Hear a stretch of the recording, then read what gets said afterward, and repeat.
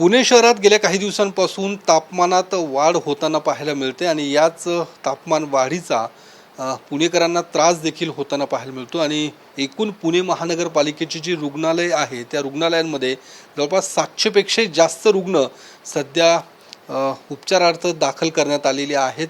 नेमकी काय परिस्थिती आहे आणि काय काळजी घ्यायला हवी या संदर्भात बोलण्यासाठी आत्ता माझ्यासोबत आहेत पुणे महापालिकेच्या 7 नियंत्रक विभागाच्या विभाग प्रमुख वैशाली जाधव।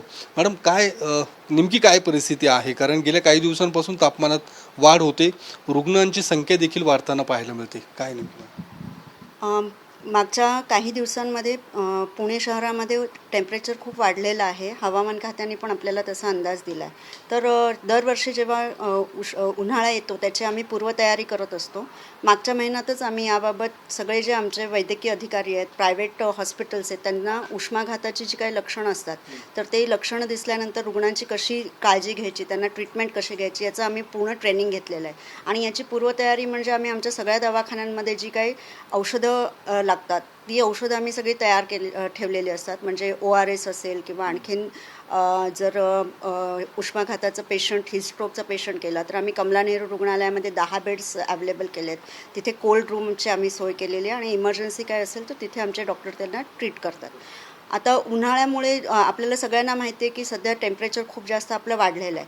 त्यामुळे आपण सुरुवातीला तर सगळ्यात आधी सांगतो की काळजी काय घ्यावी, तर सकाळी 11 ते दुपारी 4पर्यंत नागरिकांनी बाहेर पडू नये, कारण तेव्हा उष्णतेचा झळा खूप जास्त लागतात। जी काय आपली किचनमधली कामं असतात ती सगळ्यांनी 11 वाजेच्या पूर्वीच पूर्ण करून घ्यायची आहे। ज्यावेळी आपण घरामध्ये असू त्यावेळी आपण फॅन, कूलर, आपलं जे काही AC असतील ते चालू ठेवायचे, खिडक्या आपण उघड्या ठेवायच्यात ज्याद्वारे हवा आपली खेळती राहू शकेल। आणि जे काही आपण आहे की चहा, कॉफी किंवा अल्कोहोल याचं सेवन नाही करायचं आहे। लिंबू पाणी, ताक, सरबत किंवा जी फळं असतील त्यांचं आपण सेवन करायचं आहे। सध्या साधारणतः पुणे महापालिकेच्या रुग्णालयांमध्ये किती रुग्ण दाखल आहेत उपचारार्थ, काय नेमकी माहिती? आता जे काय आपण हीट रिलेटेड इलनेसेस म्हणतो त्याच्यामध्ये पेशंट ॲडमिटच होतो, ही अगदी त्याची पुढची स्टेज असते। परंतु त्याच्यापूर्वी पण खूप सारे आपल्याला लक्षणं दिसून येतात, जसं उष्णतेमुळे थकवा जाणवणं, चक्कर येणं, मळमळ होणं, उलटीसारखं वाटणं, त्याच्यानंतर अंगावरती रॅश येणं, सूज येणं, तर अशी वेगवेगळी लक्षणं याच्यामध्ये असतात। तर याच्यासाठी जे पुणे महानगरपालिकेच्या दवाखान्यात आपल्या ज्या 183 फॅसिलिटीज आहेत त्याच्यामध्ये मागच्या 1.5 महिन्यामध्ये आपल्याला 700च्या वरती रुग्ण आढळून आलेत आणि त्यांना आपण सगळ्यांना उपचार केलेत। परंतु याच्यामध्ये गंभीर रुग्ण असा कोणीही दाखल नाही झाला आहे आणि कुणाचाही मृत्यू नाही झाला आहे। उष्माघाताचा कोणी रुग्ण आपल्याकडे आहे का? नाही, आपल्याकडे पुणे महानगरपालिकेत नाही आढळून आला अजून।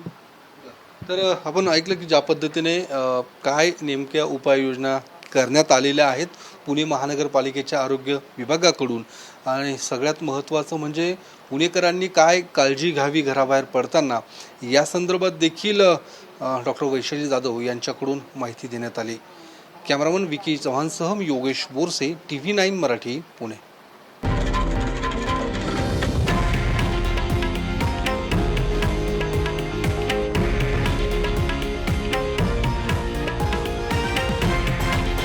हे आहे देशातील नंबर 1 न्यूज नेटवर्क आणि आपण पाहत आहात TV9 मराठी, एकमेव।